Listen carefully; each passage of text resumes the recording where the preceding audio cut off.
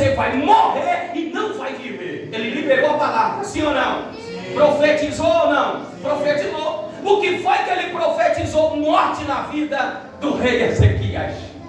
Ele profetiza a morte, mas aí está o segredo também dos profetas. Qual é? Porque profeta é diferente do pastor. Não que o pastor não seja um profeta, mas profeta quando vem de fora, larga o que quer e depois dá as costas. E depois ele sai, mas já liberou a palavra, Mas só que aí o profeta libera e o texto diz, ele sai. E entenda aqui que Deus não escolheu ninguém estranho. Deus escolheu justamente quem está com ele. Pare de pensar dessa forma. Mas porque você me conhece? Mas porque você tem que ver que Deus às vezes quer usar pessoas que andam conosco para abrir os nossos olhos. Mas tem gente que não quer aceitar. Quando a pessoa anda com você, ou sabe, ou conhece, às vezes Deus está querendo usar, e a pessoa pode te conhecer, ficar meio tímido, ficar com vergonha, aí vai dizer assim, não, eu não vou falar porque ele sabe que eu sei. Você está entendendo? Isaías sabia, e Ezequias sabia que Isaías sabia, mas quando Isaías abriu a boca, testificou que não foi da boca de Isaías, simplesmente, mas veio do próprio. Entenda que Isaías libera a profecia e Ezequias reconhece que foi Deus.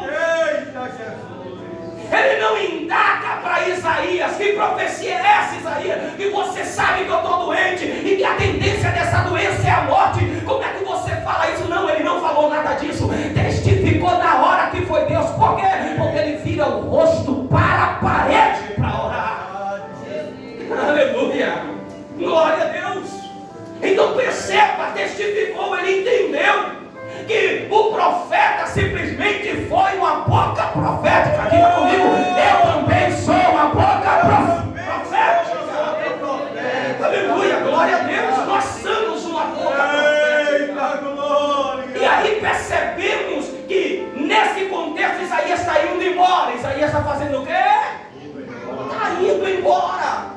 Mas só que Ezequias se humilha, vira o rosto para a parede e começa a orar. Mas esta oração, ela não vem da boca para fora, ela vem de dentro. Por quê? Porque foi de dentro dele que veio a soberba, veio o orgulho, e nessa hora ele faz uma confissão. Sabe qual é o problema de Deus não resolver muita coisa? Porque tem gente que não quer se dobrar, não quer reconhecer que Deus está falando, que Deus está falando. Ezequias virou o rosto para a parede. E a oração dele de forma simples foi essa aqui: lembre-te, Senhor. É como se Deus tivesse esquecido. Deus não esquece de nada. Quem esqueceu foi ele. E ele está querendo que Deus lembre de algo que ele deixou de fazer. Ele deixou de fazer. São ricos em detalhes, mas vamos lá. Verso 3: lembre, Senhor, peço-te de que andei diante de ti. Andei não é presente, andei. Diga assim comigo, de rápido emoção, é passado. Aleluia.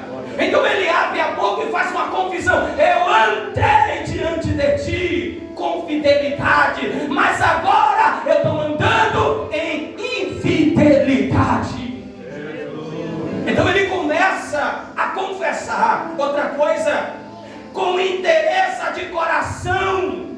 Eu já andei com interesse de coração, mas agora eu estou sofrendo porque deixei de andar com interesse de coração.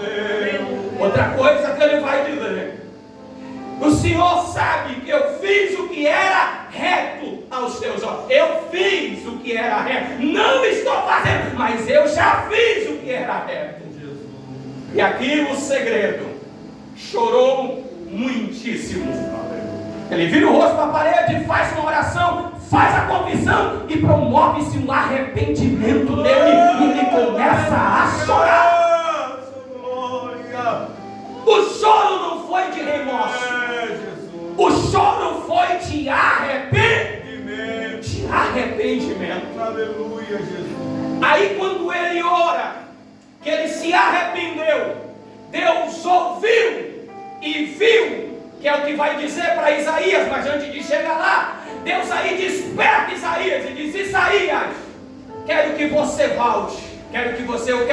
Volte. Quero que você volte. Faça um favor, voltar para quê, Deus? Eu quero que você volte, vá lá falar com Ezequias e diga para ele da seguinte maneira. O que é que eu vou falar? Diga para ele que eu ouvi a oração dele. O que foi que Deus fez? Deus ouviu a oração. E Deus disse: não diga só que eu ouvi, eu também vi as lágrimas dele. Sabe o que é que eu estou querendo dizer? Deus só não ouve, Deus também vê. Deus vê, Deus vê. Deus ouve e Deus vê. Aleluia, Jesus. Vai lá falar com ele. Ouvi a oração dele, vi as lágrimas dele e diga para ele que eu vou curar. Aleluia.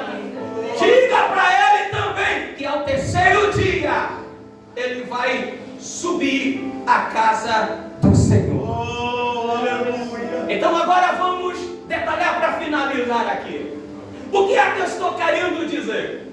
Quem profetizou que ele ia morrer e não ia viver? Diga o profeta Isaías. Profeta Isaías.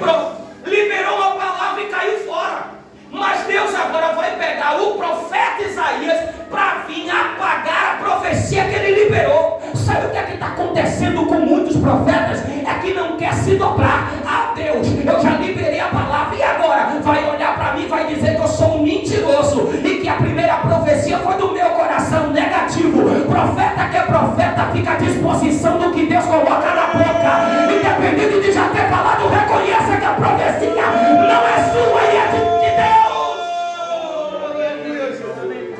A profecia não é nossa, ela é de Deus. Glória a Deus. Isso aqui é muito complicado, Mateus. Como é que Deus me usa para falar uma coisa positiva, negativa para o Senhor? E daqui a pouco Deus vai lá e diz assim: ô Lázaro, vigia aí na terra dos viventes. Volta lá, já liberou uma palavra, mas agora eu quero que você tire a palavra que você já liberou e libere outra para ele. Eita Jesus! Você entende isso? O quanto foi complicado para o profeta. Hoje, nos últimos dias, está assim. O profeta não quer, certamente, cumprir a palavra que ele já liberou. Mas se é Deus que está mandando, se é Deus que está falando, ele pode dizer um sim e depois dizer, diga para ele um não. Deus pode dizer um não e depois usar a mesma pessoa para dizer um sim. Ah, mas na mente da igreja, mas na mente do irmão, mas o pessoal vai achar que foi uma falsa profecia, que eu profetizei de mim mesmo. Ei, deixa eu te dizer uma coisa, Isaías tinha tudo para pensar e agir dessa maneira, mas ele está saindo e Deus disse: volte e passe por cima da palavra que você liberou primeira e diga para ele que eu estou acrescentando 15 anos de vida para... Isso aqui é muito sério. Isso aqui é muito sério. Desfazer da profecia de morte para dizer que tem vida em 15 anos de vida. O profeta vai. Mas só que quando ele chega lá, que ele liberta, você vai perceber que isso é normal, é do ser humano. Por quê, pastor? É que Ezequias escutou, aceitou, entre aspas. Por quê? Porque ele vai indagar. A palavra do profeta ainda é mais complicada. Por quê? Lembra que eu disse que era uma úlcera? Lembra que eu disse que segundo Levítico capítulo 13 vai mostrar como um tipo de lepra? E quem era leproso não podia entrar no templo assim. Ah, estou purificado e já vou entrar. Não podia. Ele tinha que ficar 7 dias afastado. Mas a profecia de Isaías foi: ao terceiro dia tu sobe. Ao terceiro dia tu sobe. Ao terceiro, da glória, Jesus. Ao terceiro dia tu sobe. Glória a Deus, aleluia. Ao terceiro dia você sobe ao templo. Deus estava dizendo assim: você já tem um tempo que não vai lá. Você já tem um tempo e eu sei que eu não vou te dar muito tempo para você não ir. Já que você se arrependeu, está desejoso, eu vou dar só 3 dias para você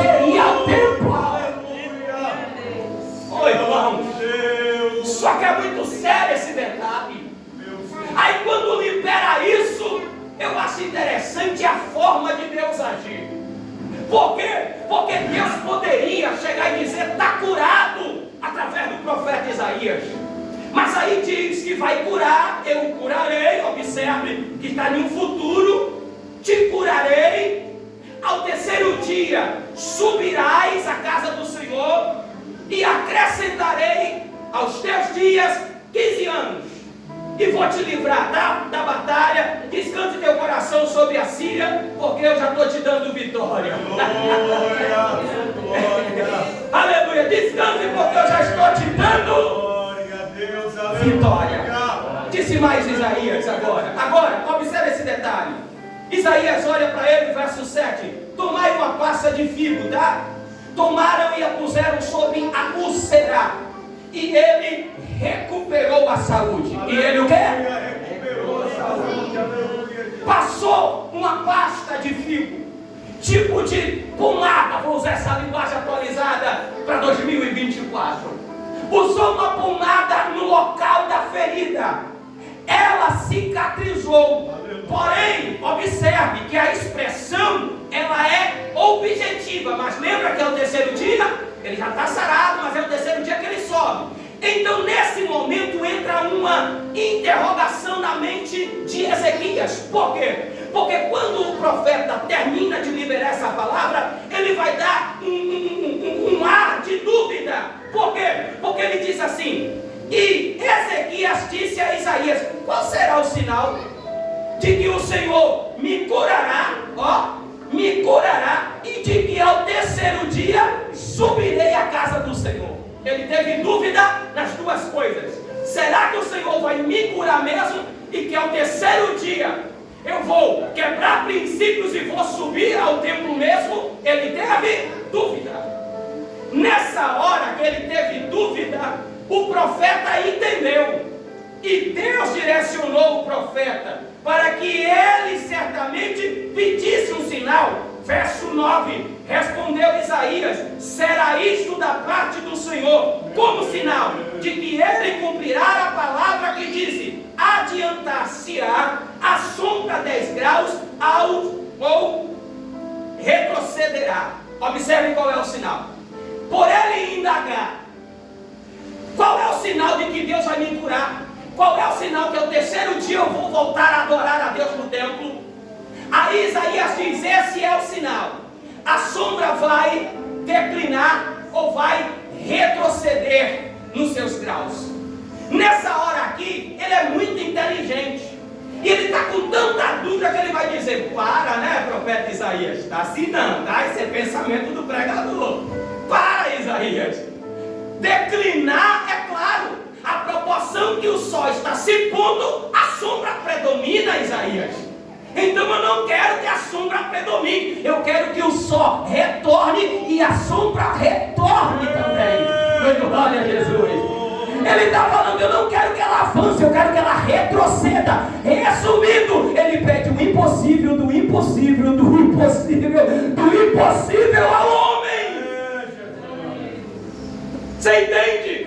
Porque na hora ele pensa: se eu pedir para declinar, tá ligado, o sol está se pondo, a sombra vai predominar. Mas se eu pedir para o sol levantar, a sombra vai reclinar. Então o que é que ele pede? Ele pede o sinal para que a sombra recline, retroceda. Resumindo, pastor, e o que foi que aconteceu aqui? O texto diz que o relógio, que ele faz um cálculo que antigamente não tinha, né? Esse relógio no celular, não tinha relógio de parede, não tinha relógio de braço, era uma peça enficada na testa, e olhava-se para o tempo. Naquele exato momento, o relógio tinha cais. Naquele exato momento ali, ele vai perceber que Deus vai agir. E como a gente, um pouco que estudou, sabe que não é o sol, que não é a lua, mas é a terra que move. É Deus dizendo: você pediu um sinal, eu estou movimentando a terra para te dar a resposta. Estou movendo a terra para te dar resposta. Pedir sinal a Deus não é pecado. É verdade. Tenha suas dúvidas, peça, prova, faça. Só não brinque Mas peça a Deus sinal. Lembra de um moço, e finalizo aqui para você entender porque aqui eu fecho. Um moço chamado Gideão, Deus disse: eu estou com você. E acha a pergunta, acha a prova. Ah, se o senhor fizer assim, se o senhor fizer assim. Não, se o senhor... Resumindo, Deus deu vitória a ele, não deu. Então pedir prova a Deus, pedir sinal a Deus não é pecado. Só faça com sabedoria. Porque o texto vai dizer que assim fez, e ele ao terceiro dia, ele subiu ao templo para adorar. É por isso que eu estou aqui na quarta profética, e eu posso liberar para a tua vida que tem resposta de Deus em tempo rápido. Glória a Jesus, glória a Deus. Vai haver uma reviravolta de Deus em coisas na nossa vida. Vai vir resposta da parte de Deus. Coisa que a gente está pensando que vai durar um mês, que vai durar 2 meses. Tem gente que diz assim: não, para essa programação minha, em 1 ano está resolvido. Deus pode fazer em 1 semana. Deus pode fazer em 1 mês. E se você pega, recebe. Deus pode, porque nós somos boca profética. Glória a Jesus, glória a Deus. Agora pense ele restaurado e ele subindo ao templo. Glória a Deus. Existe um outro detalhe aqui, e eu finalizo aqui a mensagem. Pensa comigo. A profecia de Isaías que ele ia morrer tem 14 anos do reinado, Deus honrando ele tremendamente, e ele ia colocar um ponto final por causa do orgulho e da soberba. Então deixa eu te dizer, a humildade ela procede à honra. Todas as vezes que nós agimos com humildade, Deus vai nos honrar cada vez mais. A exaltação de Ezequias ia tirar da vida dele 15 anos de reinado. Pense comigo. O texto diz que ele reinou 29 anos. Aos 14 anos ele recebeu uma profecia que ia morrer e não ia viver. Mas só quando ele se arrependeu, Deus disse: acrescento 15 anos. Eu sei que a nossa história, pela dificuldade, às vezes tem alguém pensando, dizendo: tem um ponto aqui, já acabou. E Deus está dizendo: não é ponto, é 1 porque ainda continua a tua trajetória, ainda continua a tua caminhada. Mas tudo isso por causa de quê? Porque ele reconheceu que tudo que ele conquistou e tudo que ele estava vivendo foi Deus, foi Deus, foi Deus. Priscila, hoje o meu milagre vai acontecer. Vem aqui, em nome de Jesus. Hoje o meu milagre vai